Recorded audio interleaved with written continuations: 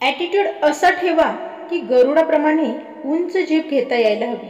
The legal mentality वापरा. लोक तुमच्या मागे नक्कीच धावतील. तुम्हाला जर कधी काही बनायचं असेल तर एका गरुडाप्रमाणे बना, पण पोपट कधीच बनू नका. कारण पोपट नुसता बोलतो, तो उंच उडू शकत नाही. आणि गरुड हा फार कमी बोलतो पण खूप उंच उडतो. आणि गरुड हा इतर पक्ष्यांचा राजा सुद्धा आहे. तर आज मी तुम्हाला अशा काही गोष्टी सांगणार आहे ज्या प्रत्येक व्यक्तीने या गरुडाकडून नक्कीच शिकल्या पाहिजेत. गरुड एकटाच उडतो, गरुड एकटाच उडेल, परंतु चिमणी किंवा इतर लहान पक्ष्यांना बरोबर कधीच घेऊन उडणार नाही. गरुड एकतर नेहमी गरुडांसोबतच उडतो किंवा एकटाच उडतो आणि हेच आपल्याला आपल्या आजूबाजूच्या निगेटिव्ह लोकांच्यापासून दूर राहायला शिकवतं. आणि अशा लोकांपासून दूर एकटेच राहा, काहीही फरक पडत नाही. कारण हीच ती वेळ असते, हीच ती संधी असते स्वतःला जाणून घेण्याची. गरुडाची दृष्टी खूप स्पष्ट आणि खूप मजबूत असते. गरुड आपली शिकार 5 किलोमीटर अंतरावरून सुद्धा पाहू शकतो आणि एकदा का त्याने आपले ध्येय पाहिल्यावर ते कितीही कठीण असू देत, तो आपले ध्येय साध्य करूनच विश्रांती घेतो. यातूनही खूप मोठा धडा शिकण्यासारखा आहे. म्हणजेच तुमची दृष्टी, तुमचं ध्येय स्पष्ट ठेवा आणि ते मिळवणं कितीही कठीण असलं तरी तुम्ही ते मिळेपर्यंत गरुडाप्रमाणेच मागे हटू नका. पुढचा नियम म्हणजे गरुड कधीही मेलेला प्राणी खात नाही. तो नेहमी जिवंत प्राण्यांची शिकार करतो आणि हेच आपल्याला शिकवते की आपला भूतकाळ मृत झाला आहे. त्यामुळे त्या कुजलेल्या विचारांकडे लक्ष देऊ नका. आपल्या नवीन जीवनावर लक्ष केंद्रित करा. तुमच्या भूतकाळातील जुन्या आठवणी तुम्हाला दुखावतात, त्यांना जिथे आहेत तिथेच त्यांना राहू द्या.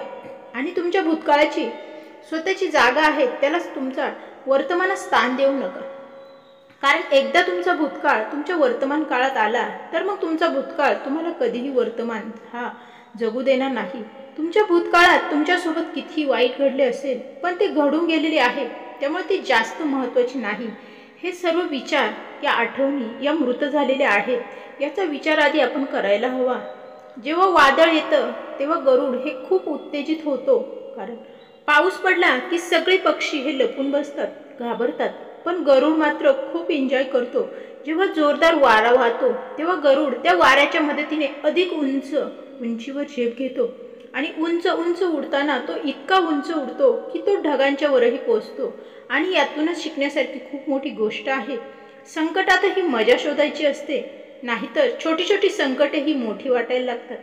कारण कोणीतरी म्हटलंच आहे की प्रत्येक मोठं आव्हान समोर एक उत्तम संधी आणतं. तेव्हा त्या गरुडाप्रमाणेच तुम्हीही तुमची संधी ही ओळखली पाहिजे. आणि ज्या दिवशी तुम्ही त्या संधी ओळखाल त्यावेळेस सर्व अडचणी तुमच्या हाताखाली असतील आणि तुम्ही त्या अडचणींवर अगदी सहज मात करू शकाल. त्यामुळे अडचणींना कधीही कठीण मानू नका. गरुड नेहमी त्याच्या घरट्यापासून मऊ गवत हे काढून टाकतो, जेणेकरून गरुडाचे पिल्लू त्यात आरामात राहू नये. कारण एकदा जर पिल्लाला तशीच सवय लागली तर ते तिथेच राहायला लागेल आणि ते आळशी होईल.